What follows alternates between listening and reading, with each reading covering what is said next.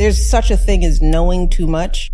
You've been married to the president of the United States who knows everything about everything in the world. Sometimes you just... A phenomenally successful author. Please welcome the former First Lady of these United States, Michelle Obama. I don't want people looking at me and Barack like hashtag couples goals. No, there are some broken things that happen even in the best of marriages. What is the thing that keeps you up at night now? Before we jump into this episode, I'd like to invite you to join this community to hear more interviews that will help you become happier, healthier, and more healed. All I want you to do is click on the subscribe button. I love your support. It's incredible to see all your comments, and we're just getting started. I can't wait to go on this journey with you. Thank you so much for subscribing. It means the world to me. The #1 health and wellness podcast. Jay Shetty. Jay Shetty. The one, the only Jay Shetty.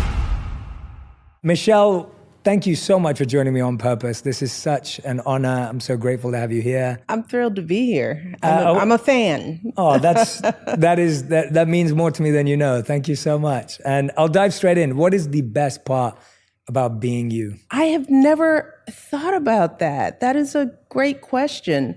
I think my family, my friendships, I think one of the things that Barack and we always talk about is that we're proud of the fact that we've kept our community.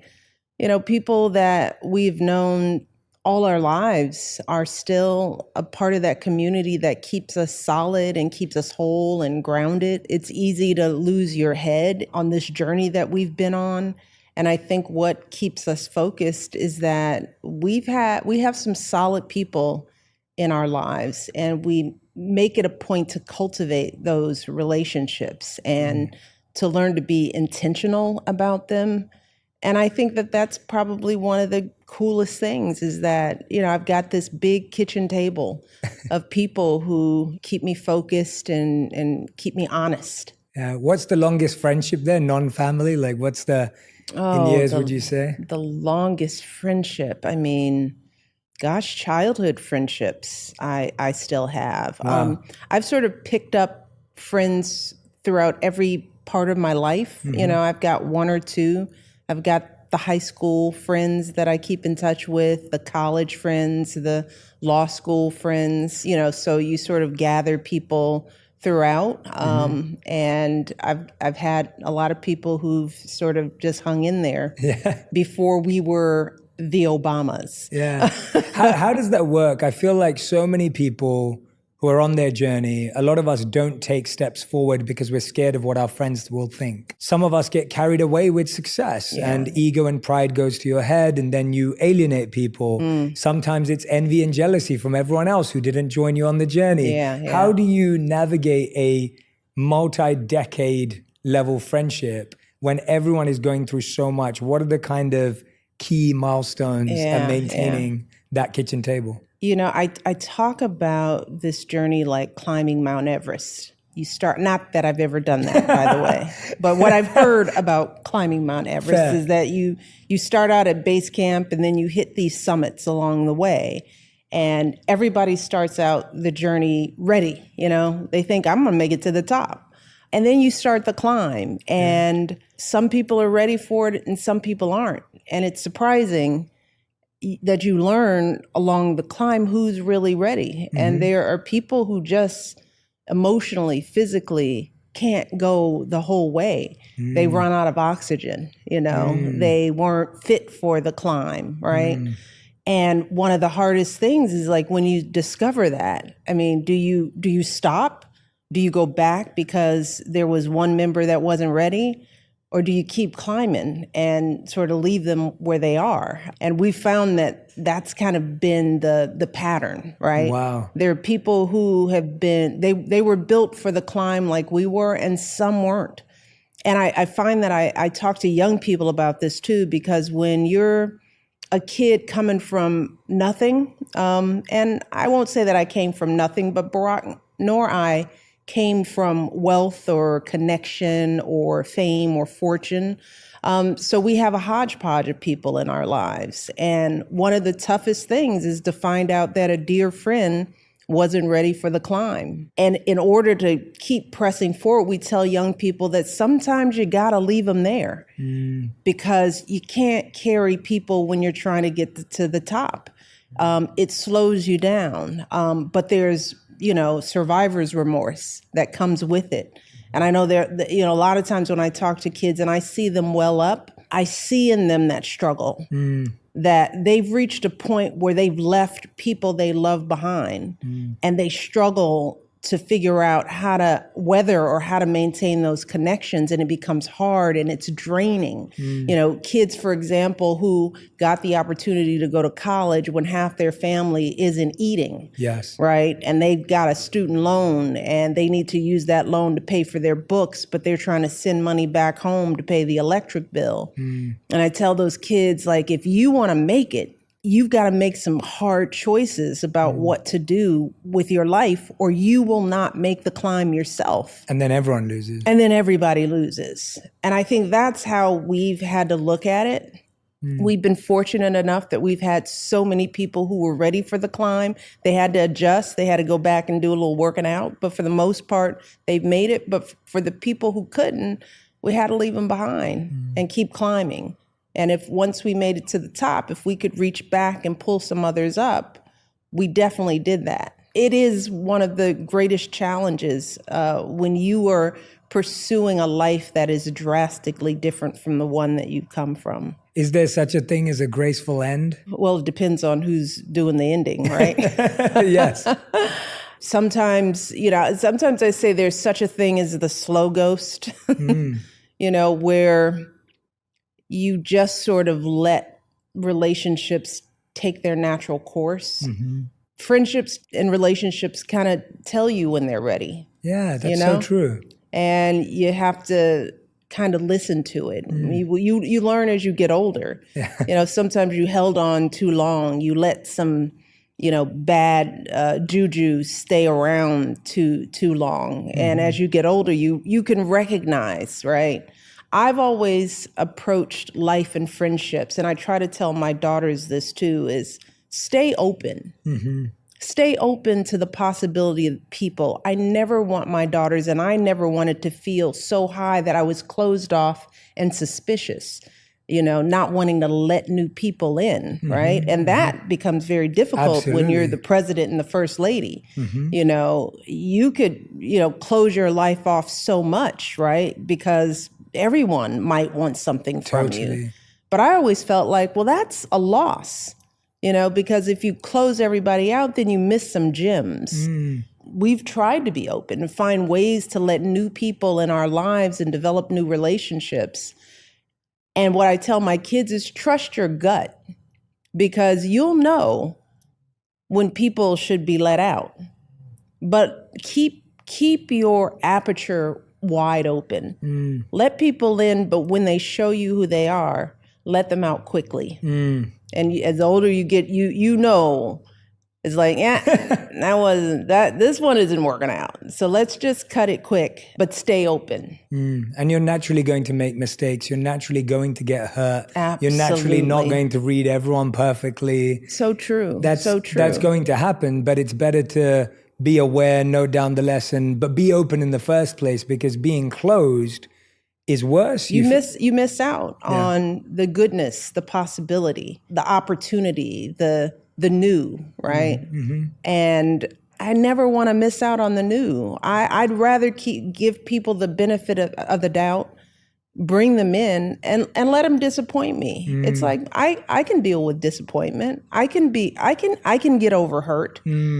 But I don't want to lose the possibility of someone special coming in. Wow. That's the greater trade-off. That's right? so powerful. And it's proven to be the right approach.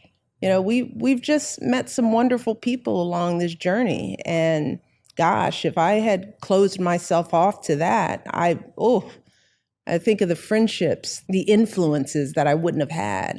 So I want my girls to stay open. I want them to be open people. Yes, I had a mentor in London probably around 10 years ago, and he devised this set of questions that gives you your personality type. And there's so many tests like this. Yes. But his was really interesting and it's very aligned with your thinking. So, and he also had types where we'd get locked. And he'd call this CSC. He said the more closed, the more specific and the more controlling you get, the less you're able to actually connect, grow, evolve, learn. And he would always say, as you're saying, the more open, random, and supportive you are, the more likely you are to be able to invite people into your life at different times. And I love hearing that because... I like that. Yeah, it was that change from closed, selective and controlling to open, random, and supportive. He was saying, you never know, you could have a random interaction with someone. It could be the most beautiful lesson of your life. And I also felt that, when you're the president of the United States and the first lady, you have to be open. You have to be open to all the possibilities. You can't live in your fortress and govern the people, right? And I think we benefited from the fact that we had to figure out how to be regular people in the White House because we had kids in school. And so we couldn't become just White House people. We had to get to know that community and go to parent-teacher conference and make friends with other parents because we wanted our kids' lives to be normal. But that, in a way, kept me connected with people and what they were really feeling and what their challenges were. And it keeps me open and empathetic to people because I'm engaged and I'm not sitting in my castle looking out at everybody else. Absolutely. So I found it particularly necessary in our role. Yeah, so that's the best thing. That's beautiful. What has been the worst or the hardest part about being you? Well, I think it's the flip side of that coin of that when you're on the top of Mount Everest, it can be isolating and dystopic in a way. I think one of the greatest things that we've learned to appreciate in this role, and I tell young people this, especially young people who think they want fame, it's like, do you know what that is? Are you grasping for something you have no idea, or your parents pushing you towards this thing? Is that when you become famous, well-known, you lose your anonymity. That's a tough thing to lose. It's a price. Right? It's a cost, yeah. It's a huge price, right? The natural, everyday thing of sitting and being able to sit in the world and observe it. And not be observed, right? I mean, wow, that's a really interesting way of putting it. Yeah, just sort of sitting in a park and watching the world happen with nobody pulling you out of it, right? The simple walk through a park or standing in line at the grocery store and overhearing life. We don't have that. We don't have spontaneity in the same way. And that's a hard thing to lose. Now, here's the thing. Fortunately, we lost it. We lost it in our 40s. I just think of kids who are reaching for it, not knowing that you're about to lose a really valuable thing. You want to. You're striving to lose it, and you're only 18, 20. You don't want to lose your anonymity. You don't want to trade that off for anything in the world, because once you lose it, you lose a lot more. We've adjusted, right? Because we're adults. So yes, I can figure out how to make one move, go on a walk, visit a friend, but I have to call like 12 people and I have to think about the movements, and security has to be lined up. We can't do the ordinary things of life, go to a movie theater, or I joked at COVID when people asked, when we were all in quarantine, how did it feel? And I was like, well, it's kind of easy for us because we've lived in quarantine for a decade. Yeah, a decade. And so you learn to live in this smaller footprint. But that's a tough thing that I don't think people think about when they think of power and fame, and there's some downsides to it. Yeah, and what do people want the most from you? And because I love the idea of what you were saying of being open, it's such that mindset is so special. Yeah. I guess when you are open, and then like you said, you can get over that hurt. What is the hurt that you usually have to get over, or most commonly that you've had to do? Well, maybe hurt is too strong of a word. Again, because we're older, it's just the loss of a piece of yourself. Right. You know, I mean, people always ask me, I was in Chicago the other day, and every time I go back to Chicago, people are like, do you miss Chicago? I miss the Chicago that we knew before we were here. Wow, it's powerful. Yeah. That Chicago is no longer available to us. To you, yes, yeah. You know, the way we loved it in that way. And that's a loss. Is it a hurt? Is it personal? No, it's just the way life is, but it's still a loss. You know, my husband loves New York. And it was interesting, he thought for a second, because he's been more isolated than me. Mm-hmm.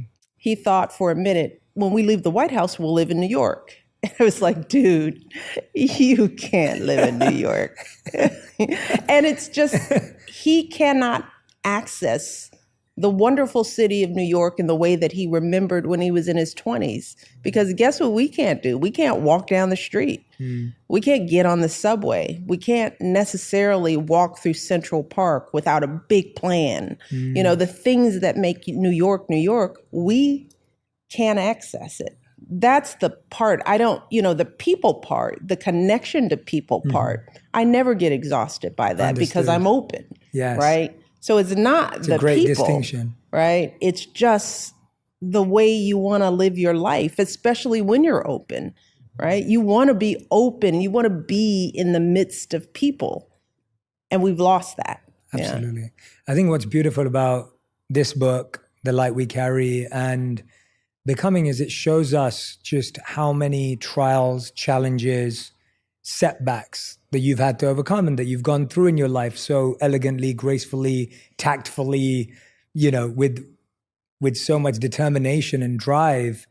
And I'm intrigued that after having overcome so much, like you said, climbing Mount Everest, using that as our analogy, what is the thing that keeps you up at night now, or what is your biggest fear now after having overcome so many? It has less to do with me personally and more to do with the world that we're in. There's such a thing as knowing too much. And when you've been married to the president of the United States who knows everything about everything in the world, sometimes you just want to turn it off. You know too much. Right? It's like, I don't know. I don't want to know what was in that folder that you just got that made you quiet. You know, I don't want to know why the security just pulled you over. I mean, it could be any range of things that comes across the desk of the leader of the free world, right?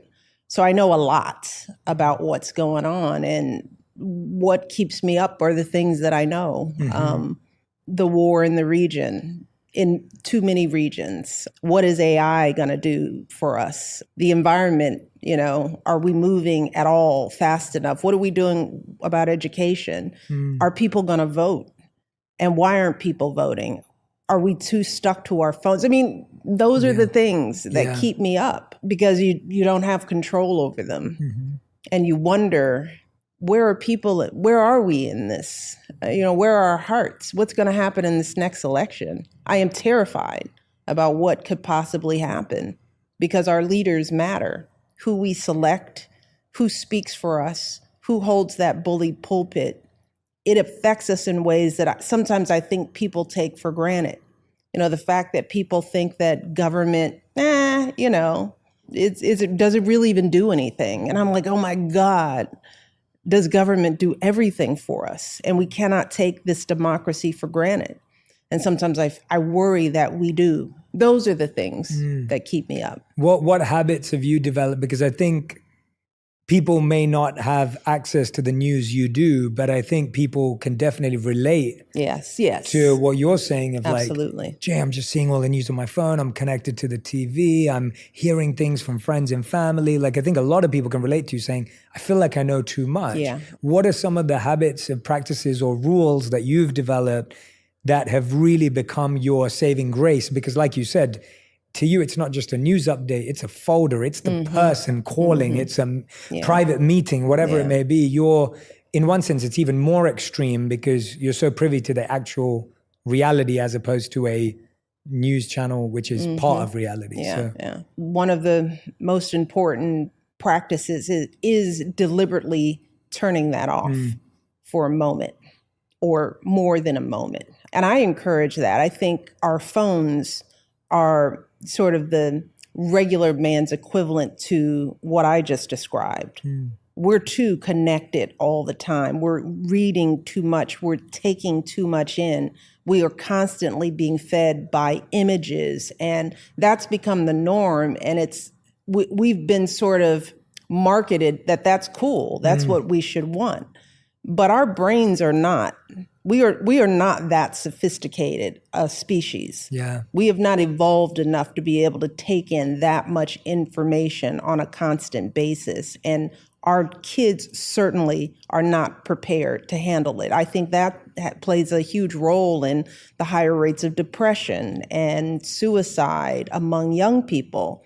They've got to let their brains rest from the noise. Even though, we're all trying to fix everything, everyone needs a break from it, right? Mm-hmm. So I'm very deliberate about knowing that I can't take all that in, and we're getting it in such a sort of misinterpreted way, right? We've got, confirmation bias. We're reading only what we already believe, and I know I have to be very deliberate about, understanding that a lot of the information I'm getting isn't even complete. I do filter, and then I develop habits that shut my brain off to thinking, right? I wrote in The Light about knitting, which is a habit that I developed, a hobby that I developed over quarantine. And that's because it makes you so present and so... Engaged. It shuts your brain down and allows your hands, the motion, to take over. And in that way, I found that it is meditative, right? And that's what meditation is. It's quieting your noisy mind. And some of us can't connect to meditation, but I think we need it. Mm-hmm. I think biologically, we need to shut that part of ourselves down to get a rest from it. And I find that knitting does it, exercise does it, learning something physical shuts my mind down. I mean, I've taken up tennis, and there's nothing that shuts my mind down than running after a green ball and trying to figure out, move your feet, hit the ball, it's the follow feet. through. It's like, that shuts my mind down. For the hour or 90 minutes that I'm doing that thing, I'm not worrying. I'm breathing, I'm outside, I'm letting the sun hit my face. Those habits and routines of creating something, right? And we do that less and less now. It's like everything is all in the mind. It's all technology. But I think we need something where the thing I love about knitting is that at the end of it, I've made something.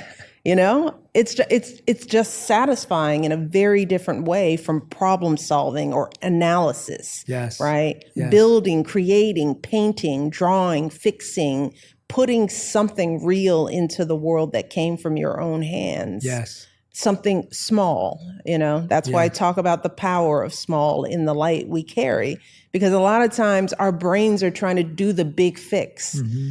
And that's when we feel hopeless and we're tired, because most of us don't have the power to fix anything at a big scale. But we can focus on the small things that we have control over. Making a sweater for your daughter, helping mentor a child in your neighborhood, loving the children you bring into the world and making sure they have everything they need. That's where change happens, right? Mm-hmm. And when I do those kinds of activities, I meditate into that power, right? That small power, that there is satisfaction from hitting a stupid ball over a net, and getting a good swing out of it. It's like, it makes the day better because I served the ball right, or I finished a scarf. Yeah. I love it. No, you're so right. And I'm so glad you're using the word shutting down. Yeah. And this switch to analog. I remember at one point, and I think everyone can relate to this, you wake up to your phone. Mm-hmm. I'd be brushing my teeth, I'm on my phone. Yeah. I'm eating breakfast, I'm on my phone. Just your phone is now tethered to your hand in every activity that you're doing throughout the day. And so your brain is never shutting down. And the interesting thing is, we all know our phones need a reset. They need an update. They need a software refresh or whatever it may be. And I think I saw somewhere that the human brain today has to process like 74 gigabytes worth of information a day. Yeah. A day. And I was thinking, I remember when your phone doesn't, it's a lot. And when you think about it, this is a brand new technology, Yes. right? When we got into the White House, we had BlackBerries, right? Wow. Yeah. Social media wasn't a thing, right? All of that came into being in the 8 years that we were in the White House, and it's just gone off like a rocket ship. We don't evolve that quickly. Humans, it takes generations for us to evolve. We haven't adapted to this new media. We have not biologically adapted. And so no wonder we're stressed. Yes. No wonder we're full of anxiety. No wonder our kids are struggling, because we have a new technology and we've taken it in hook, line, and sinker. We're not even questioning how much, the more the merrier, right? I think we need to be very mindful about this new gadget. Yes.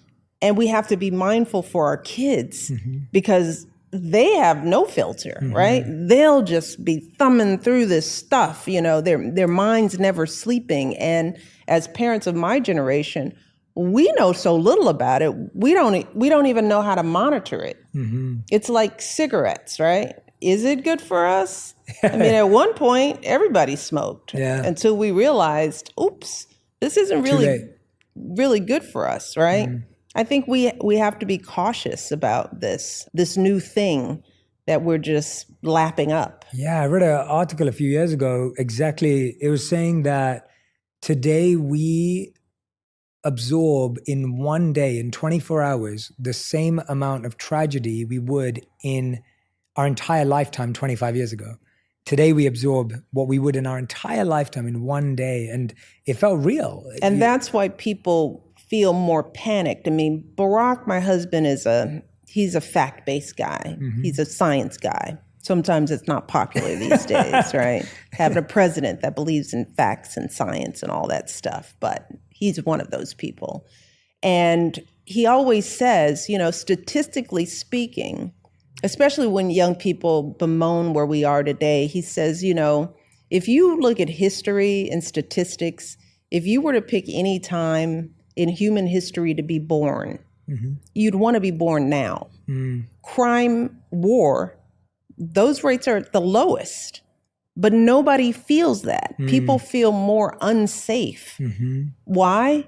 Because they're getting fed images of every crime that happens anywhere, everywhere, right? And when we were growing up, you just heard your local news, It's just like, oh, there was a fire or that kid, now we're getting everything, not just from our community, but all over the world.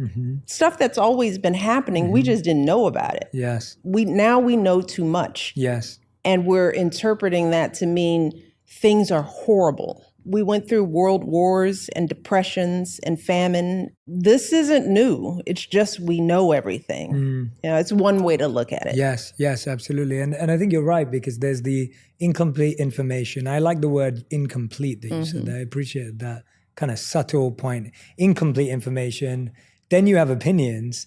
Then you have feelings and emotions. And so there's so much more information on every level. You have the physical information, the emotional information, the mental information, of course, the physical experience of it.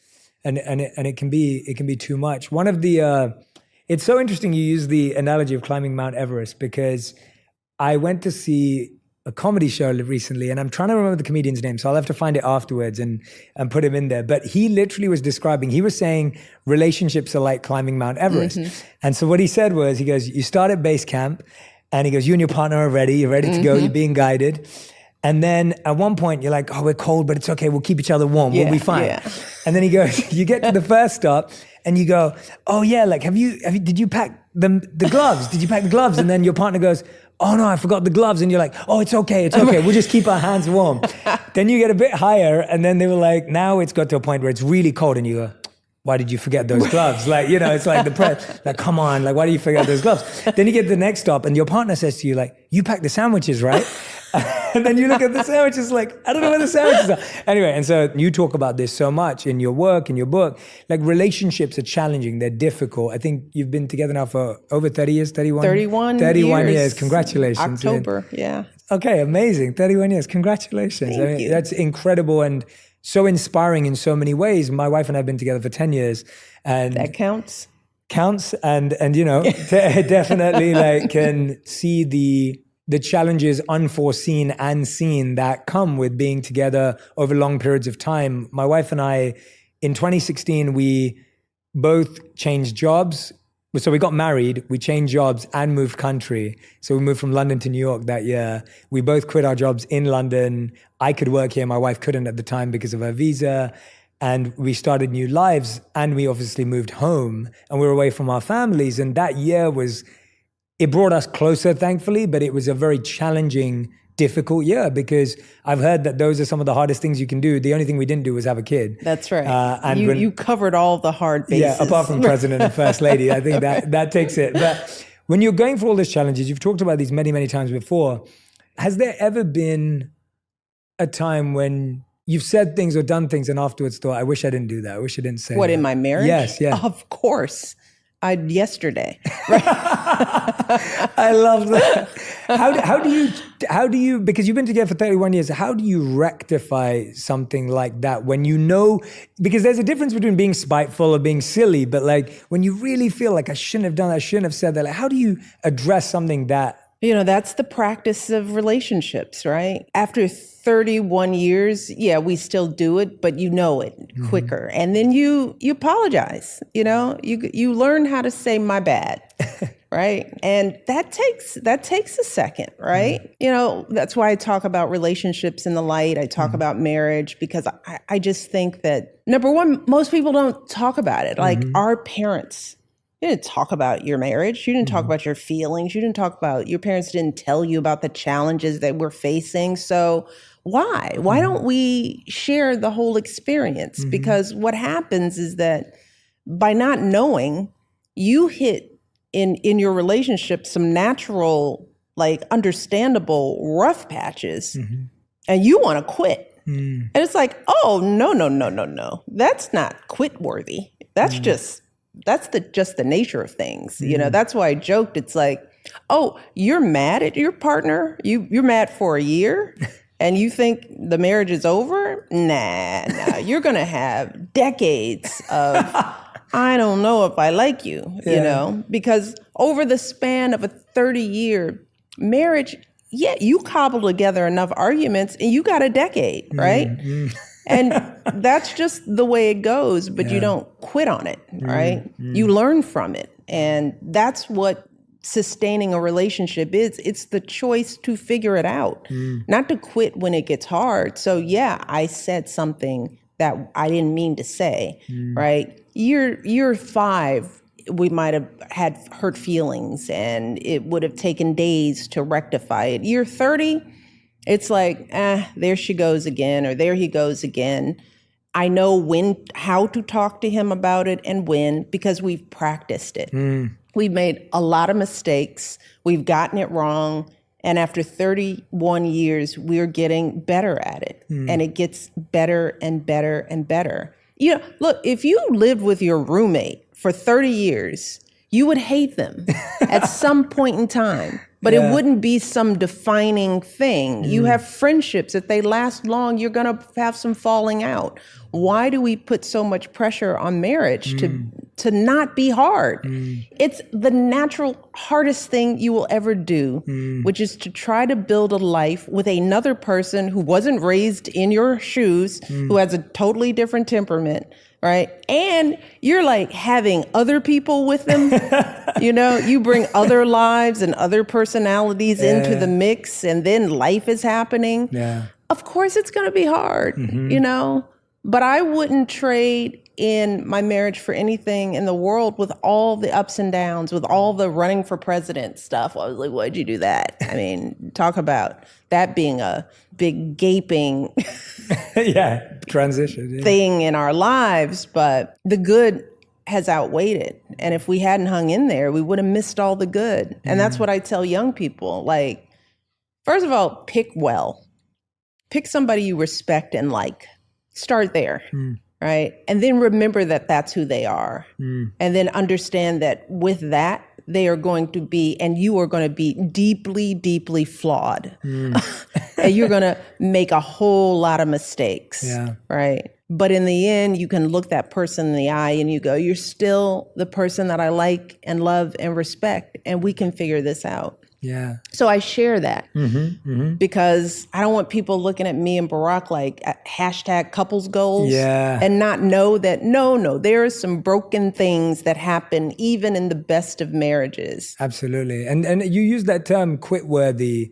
Is that something that you defined for yourself, what you saw as quit worthy and what you saw as not quit worthy? That's a good question. Look, I think there are some objective quit worthy things like criminality. Of course. Abuse. But hey, that's me. You know, there's some people who love through a whole lot of things. So I think that has to be individual. But if I were talking to my daughters, I wouldn't want them to stay in a marriage that made them feel oppressed, that was an overall negative to who they were, right? I do think there are reasons to walk away from marriage, friendship, jobs, a whole lot of things, right? So yeah, I have a clear list of the non-negotiables, but everybody has their own. Yeah, absolutely. And I think that's so important that, you know, everyone who's listening or watching, that idea of having our own quit-worthy definition is such a need, because it can get really hard to find clarity when you get really deep into something. A practice that I love doing with a lot of my clients and even people that I work with or online is I ask everyone to write down the needs that they have in their life and then write down the people that fill those needs. And it could be themselves too, some of them, and then some of them are their friends, their mom, their dad. And of course in your book, like we notice like your mom's like wisdom, right? Like she's the Buddha in your life, as you say. And you see different people. What are the roles that you initially wanted President Obama to fill that you then realized they actually needed to be filled by other people? Oh, that's a good question. I write about it, the fact that we are two very independent, ambitious, smart people and complex. You know, as individuals, we're dynamic in, I'm not saying that as a ego trip, but no, I know what you mean. You're constantly in flux. That's exactly right. And I learned, it took me a while to learn that, there's no way we could be everything to each other. We have different interests, different goals. There was a stage in my marriage where I thought that's what a partner was supposed to be. You should call me all the time. We should talk all the time. We should be each other's best friends all the time. Our marriage got better when I got better about that, because I think he already had that independence, this notion of, I love you. Even if I don't talk to you today, that to me is like, I don't need that. I felt like I needed more of that. But as I got older, right, I got more mature, more clear about my own goals, I realized that he can't be responsible for my happiness. I have to be responsible for that. I have to define it for myself. I have to learn how to achieve it. My husband is definitely a part of that, but he is not. I cannot put him in the center of my happiness. That freed me up to let him be him and let me be me. So I have friends who give me things that my husband doesn't give me. I have girlfriends. One distinction that we have is like, I'm a talker. All right. When I sit down with my girlfriends, we can talk for days. I mean, literally for days. We can take a break for lunch, but we can talk. My husband's not, he can talk, but he'll come by a friendship session, 9:00 in the morning, I have a friend staying with me, and he's like, what are y'all talking about? It's like, well, we're just now getting into our kids. Yeah. And we're going to talk about each one of them separately for like an hour, right? Wow. He's like, I couldn't do that, right? Yeah. He can't be that for me. But I have really good, mostly girlfriends who give me that, we will dissect life to the bitter. We will wring everything out of every subject. Yes. And he's like, I think I'm done. Yes. And it's like, well, you can go be done because I've got her and we just got started. Yeah. We got 12 more hours to go, right? And that's so beautiful to hear, because I think, especially when we're young, we think that person has to be all of that.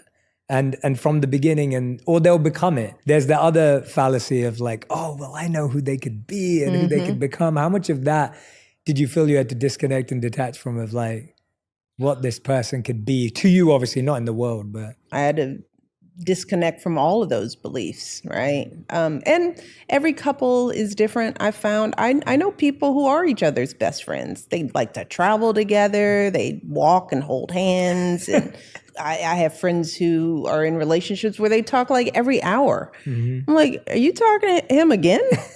Nothing changed. You know, it's up to the individuals to define that for themselves. that's the key word, yeah. For Barack and I think you should be clear about that, because the other thing is that when we hold on internally to an expectation of the other person, we don't even share it. So now we're mad that you haven't even fulfilled something I never even told you I needed, you know? That takes time and it takes work, which is why marriage is hard, right? Because you'll have the tendency to live in your head and live out the image of what you want them to be. And you haven't even communicated that to them. That's just one little fraction of the challenge of marriage and friendship and all of that. It's hard. It takes time, but it's worth it. Absolutely. Yeah, I think those check-ins are the hardest. I know that there's 4 check-ins that I try and keep a good habit around with my wife that have really helped me. One of them is every day I'll ask her, like, what was your highlight today? Or what did you learn today? Something positive, something like, what's the best thing that happened to you today? I want to know, because it's so easy for us to get so busy in our days, not see each other all day, not speak all day. And days can go by like that too, because we're also traveling. And then every week I try and ask her, like, what can I help you with this week? Like, is there something coming up that I just need to be aware of? Sometimes it's just information. And that gives me an opportunity to also tell her, I've got a really stressful week coming up. Just know that I may not be at my best this week. I'm just letting you know. Every month I'm, checking in with her and trying to just say to her, like, what's your big focus for this month? Like, what's the big thing that you're working on? Then every year is easy. Like, what's your goal this year? A resolution or whatever. And I find that those questions, and sometimes every quarter I'll ask a question, which is the hardest one, but it's like, is this relationship going in the direction you want it to? And if it isn't, what are you willing to do? And what am I willing to do to get it back on track? Because I find so often, like, if you just don't talk about that deep intimacy, you're just going on different tracks. And that's why 5 years later, you're like, well, I don't know you anymore. And so I find that, like, staying in close contact. But one of the biggest things I read, which I wanted to try with you, is the Gottman Institute talked about how the number one skill or habit in relationships, and they looked at couples who'd stayed together the longest, and they found it wasn't date nights, it wasn't vacations, it wasn't any of this stuff. It was learning how to fight. It was knowing how to deal with conflict. And most couples, obviously, we all go, well, we never fight, or we're never going to fight, but it's inevitable. So I came up with these 3 fight styles, and I wanted to know how you see yourself and how you see President Obama, or how he would see himself. And so here, the 3 fight styles are a venter, which means I want to fix and solve it right now. You like to vent, but you're really trying to fix and solve it. The second one is you're a hider. You need time and space to think about it. You just want to go spend time by yourself. And then the third one is the exploder, where it's like, I want my emotions to be heard, felt, and seen before we take time apart or before we try and solve it. Which one are you? Okay, so I've changed over. I think early on in our relationships, I was more of an exploder. Wow. I think he has always been a fixer, right? The venter, fixer, So then I would be explosive and then want to hide, right? It's like, I want to explode, let me have my emotions, and then give me a moment. Yes. Right? And he's like, we've got to fix this. We've got to, shut this down. I will figure it out. Let's talk this through. Yes. And I love that about him, especially as a man. He is somebody that is not afraid to put his emotions out. He's smart, and so he knows me. So he's like, he won't let me pretend like there's nothing wrong, because he knows, I know there's something, you're a little off. And but I've had to learn that exploding on a fixer it doesn't feel good to them, right? Yes, it just, yes. it feels good for me, Yes. but it doesn't feel good for him, right? But he's learned that as a hider, that I do need a little more time, right? If I'm exploding, I can't be rational enough to talk through your fixing. And if you want to fix it, then I've got to be in a rational place. So let me hide for a minute so I can get myself down to a fixer place. Yes. I think that's been the trajectory of our sorting through learning how to argue. But I like those. But he's been pretty consistent. Yeah. He is consistently the fixer, and he's also much more even keel, than I am emotionally. Yes. We're just different people in that way. And he's learned not to be too afraid of the explosiveness. Yes. It's like, I don't mean it. I'm just saying it right now because I need to say it. Yes. Right. And that awareness that you're just displaying there is so powerful to witness, because you realize, wow, it's not as serious as I'm making it out to be. It's important. That's right. It's important, and I need to take note of it, but I don't need to deal with it in this. Right. Well, serious and way, it's maturing. We all say, well, say what's on your mind, tell it like it is. And it's like, that tends to be who I am. Yeah. But as you get older, you realize, that's your heart, but your head tells you, you want to be heard.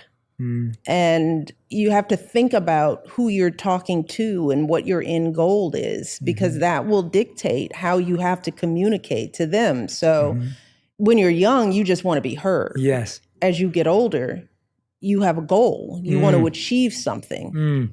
And being heard in the way you say it may not get you to your goal. Yes. I mean, that's at the crux for me of what going high is, right? I mean, going high is being strategic. If you're really trying to make change, you have to think about whether your approach will allow for change to happen. Going high means you're thinking about a broader point outside of your own anger or hurt or pain. You're thinking, where am I trying to get to, and how do I do that with this group that I'm trying to move? That's passion matured into purpose. And young people often, they want to just act with passion. Yes. Right? But passion doesn't always solve a thing. And I've learned that in my relationship. My passion is meaningless if my husband can't hear it. If I've hurt his feelings in the process, well, that's not the point. So I have to mature my passion. I have to mature it as a mother, right? I have to be very careful as a mother with the words I say. I can't just say what's on my mind.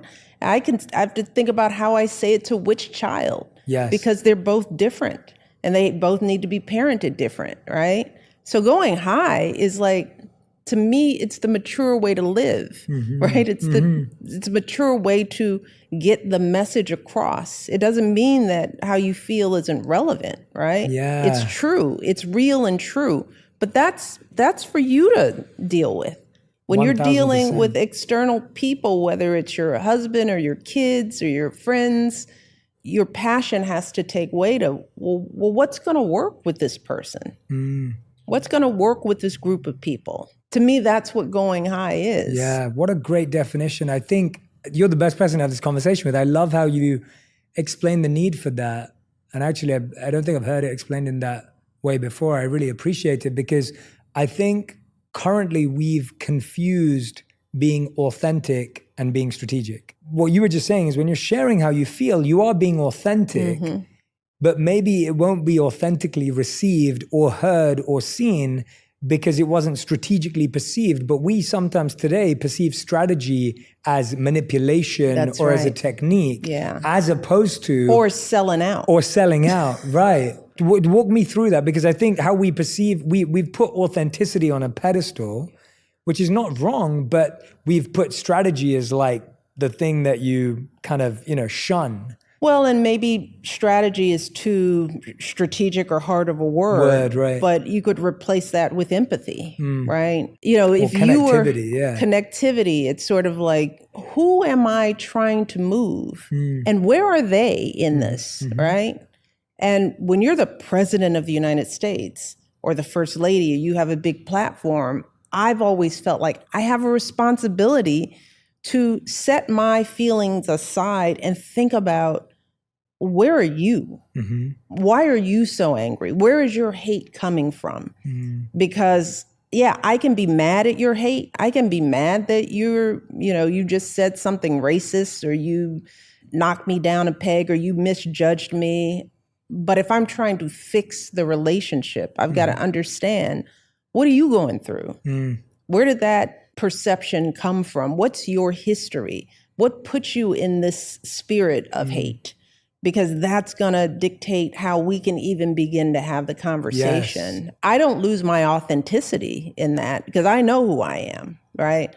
But I have to make room to understand who you are. That's either strategy or empathy. But to me, effective communication, especially if you're a leader, if you have the power, it requires a step back. Yes. Right. And I think that's what going high is. And you're right. I think in this day and age, we've kind of supplanted that consideration because my feelings count. My voice has to be heard, which is also why I think we have to learn how to hear people throughout. Right. We have to give people a space to be heard outside of the anger. Right, because that's where all that's coming from, right? When people can't mature their response, it's because they don't have a voice. It's like, if I don't have a voice in regular conversation, then I will make you hear me. Yes. Right? Young people feel that way. Absolutely. Right? Oppressed people feel that way. People who don't have a stake in it feel that way, which is why I think it's strategic to give everybody a piece of something so that they feel seen and heard. I think that ratchets down the anger, the explosiveness, because people can guarantee that they are being seen, they'll be heard. They don't have to yell. They don't have to tear something apart. They don't have to break it because they own it. And we just lose sight of that. 1000%. These days in our policies and our perspectives, you can't shut people out. I talk about in the light when I think about kids from communities that are underinvested in, their anger, their lack of, none of this belongs to me, so why would I protect it? Why wouldn't I break down your house or rob you or try to take your car? Because I don't own any of this. This country is not mine. They don't see me, right? I think we do better with kids if they feel like, I've got a chance here.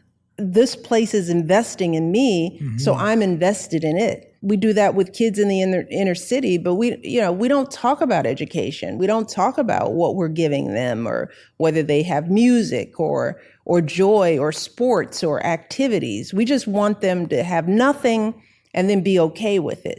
But they're going to fight to be heard. Yes. They're going to fight to be seen, but they're not going to do it in a rational way because they don't have a strategic place and they don't feel like they're a part of it. So true. So true. When you're trying to go high, when you're trying to have this view of, I want to understand your story, I want to get inside your mindset and recognize why you have evolved in this direction or this particular path, if anything, what does still offend you? Like injustice, ego, greed. It's offensive. Racism, ignorance, it's offensive. And I've always been that kid. I don't like unfairness. I don't like bullies.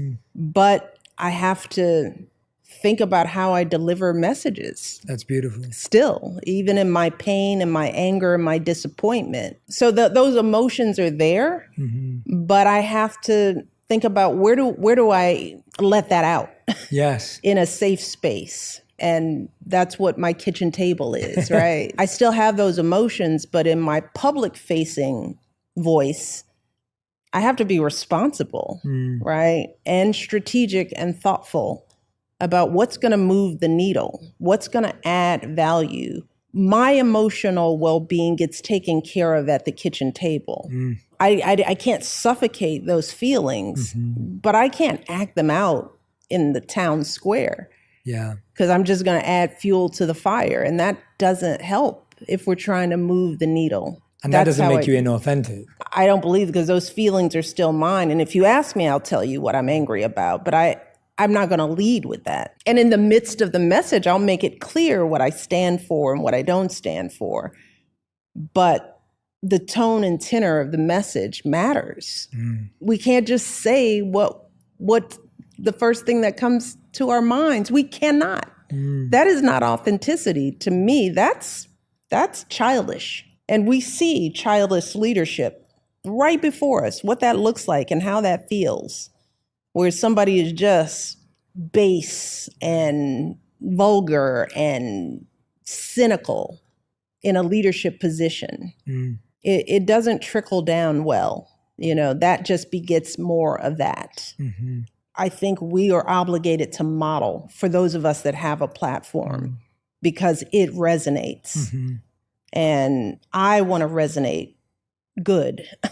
I want to resonate reason and compassion and empathy.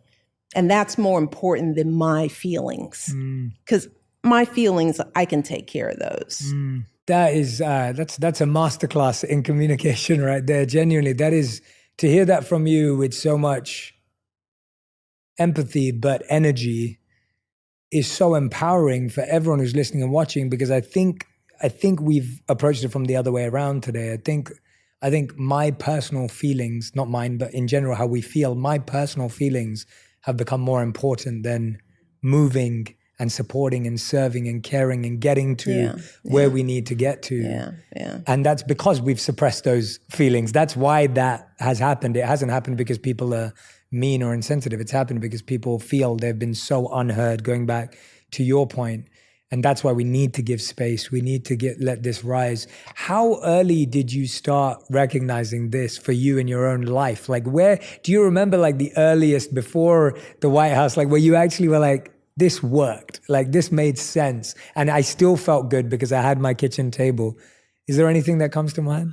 And do I go to childhood? I don't think I knew any of this when I was little. But I think I learned it on the campaign trail. It was a product of one of the hardest moments that I had on the campaign trail, but one of the best growth moments. And I write about this in The Light, when I was accused of not loving my country because of some phrasing I said. I learned, first of all, that when you have a public forum, especially in this day and age, that and you're like competing, people will distort you whenever they can. And if they distort your words, your truth, even your personhood, which I felt like people attempted to do with me, with us.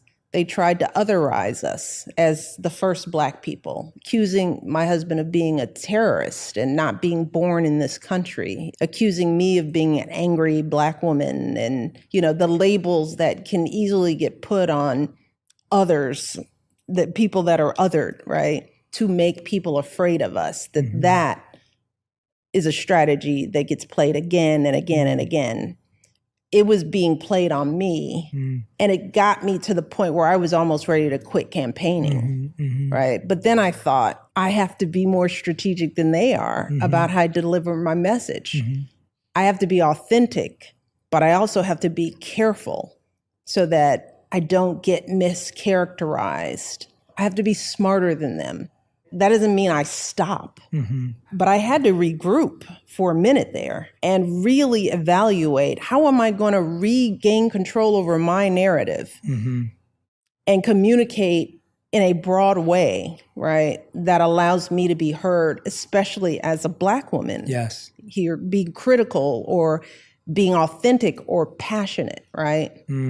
That was a learning curve to me. I mean, I think my sentiments about the importance of communication were always there. Yes. My belief in how important it is that stories connect us, that was there. I learned that in life. But learning how to do that on the public stage, I learned the tricks and pitfalls of it in my first campaign. Yes. And those lessons stayed with me. Yeah, thank you for that example. That example definitely connects. You reminded me of probably one of my favorite set of words from Martin Luther King, where he said that people who love peace need to learn to organize themselves as well as those who love war. For those of us who love love and love peace and love compassion and empathy, if we're not organized about it, if we're not strategic about it, if we're not thoughtful about it, That's right. it won't have the impact that we all crave for it to have. Michelle, you've been so kind and generous with your time. We end every episode with a final 5. These are the fast 5, which I always ruin because I'm too interested and curious. They're usually answered in 1 word to 1 sentence maximum, but I know I'm gonna ruin it, so it's fine. So the first question I have to ask you, Michelle, is what is the best advice you've ever heard or received? Heard a lot of it from my wise mom. Come home, we like you here. To explain that, it was like, my parents always taught me that the world won't always like you, but you can't count on the world to like you. You come home to be liked. You go out there to get your education, to earn a living. You won't necessarily find people who will see you or love you or like you. You get that here, right? And that's been a piece of advice that's stuck with me. That's beautiful. Thank you. That's so powerful. I know a lot of people who need to hear that right now. Second question, what is the worst advice you've ever heard or received? I don't know. I don't know that the worst advice stays with me. You let it go. My brother, this isn't the worst, right? But it goes back to what we were saying earlier. You know, he's like, when you get into the White House, you got to be careful. No new friends, right? That's not who he is, but you know, it was a short way of saying, be careful. I think staying open was more important in this phase in our lives than being closed off. I'm glad we stayed open. I'm glad too. Question number 3, you said that the White House doesn't change you, it reveals more of who you are. Yeah. What did it reveal to you about yourself? That I'm pretty strategic and smart and resilient. The White House tests you in ways that you never anticipated. And the fact that we came out as a family, as individuals, the 4 of us, me and our 2 daughters, that was us. That was our values, our compassion, our smarts, our strategy that got us through. You know, I'm so proud of my husband and the way he led, the way his administration worked, the team that we built. So proud of everyone. I may have diverted from the question, but beautiful. Please continue. I think that's because of who we are. And I know that now. I can see it in your eyes and feel it from your words. Like it must be hard, like knowing that, you know, it can't always be that way in one sense. It's almost like great that you've been able to leave, but there's that feeling also of like, oh, but that was great. I mean, the bars are different for people in life. That I've learned. This is the thing about being an other. You learn how to be excellent all the time because you can't be less than. Other people can. Other people can be indicted a bunch of times and still run for office. Black man can't. You just learn to be good. And in the end, you benefit from that extra resilience. You know, you could be mad about it, but it also makes you more equipped, right? But it's still not fair. Yeah, definitely. Question number 4, we've got 2 more left. Question number 4, you've obviously already began living and will leave an incredible legacy for the work that you've done. If you could describe that you'd want that legacy to read, if someone was reading it or hearing it, what would it say? That she helped more young people feel seen. Because I start with young people, because with one word, we can change a kid's life. We can lift them up, but that same wrong one word can crush them forever. And those are the building blocks of our humanity.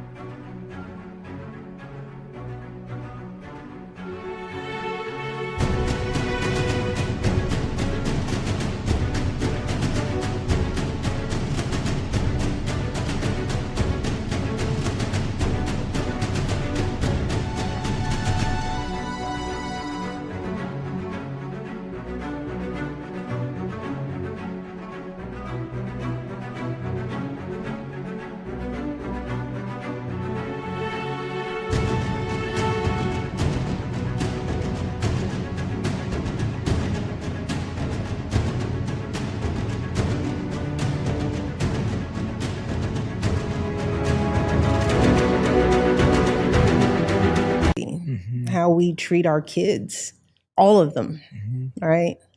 And so I hope that my legacy is creating a stronger foundation for young people. A fifth and final question. We ask this to every guest who's ever been on the show. More appropriate with guests like yourselves. But if you could create one law in the world that everyone had to follow, what would it be? Everybody should have a home to live in, food to eat, a job to go to, and education. Period. There would be the fundamental rights of everyone in the world. Now, there could be levels of that. You know, we would not live in a world where so few have so much and so many have nothing. And that law would create some kind of equity. We have this trickle-down approach, right? Yeah. That's the basis of a capitalistic economy, right? But that's not happening. Yes. It's not trickling. The law would require in whatever way, if we're not trickling voluntarily, then we need to be forced to trickle. How do we create that law? It really. I'm in. How do we get that mandatory trickling down? Yeah. Right? No, we so need that. We so need that. What's blocking that? What's stopping that? I think fear. Yeah. I mean, I write about fear because I think fear is at the source of so much, because I think the people who have a lot are afraid of not having enough. And it's not rational, right? But we fear the other too. And so it's hard to give to people that you think you should be afraid of because you can't connect with them. We're all human. We're so alike. I don't care about skin color or how we pray or how we love. We're all the same. What keeps us from seeing that is fear, right? I don't know you. You're different. So I got to be afraid of you. And I can't. I have to make sure you don't come into my space. And then we live in a culture where people with power prey on fear to get more power. I'm going to make you all afraid of each other. And then I can come in and rule it all, right? I think fear is at the root of that. Michelle, I deeply appreciate your time, your energy, your presence, the eloquence, but also the deep energy you bring to conversations like these. And I'm definitely grateful for the light you carry, and I'm very deeply appreciative for you sharing it on purpose. And I hope this will be the first of many conversations together. So I've thank enjoyed you again. it. Thank you so Jay. much. Thank you. We'll talk again. Absolutely. Thank you. If you love this episode, you'll enjoy my interview with Dr. Daniel Amen on how to change your life by changing your brain. If we want a healthy mind, it actually starts with a healthy brain. You know, I've had the blessing or the curse to scan over 1,000 convicted felons and over 100 murderers, and their brains are very damaged.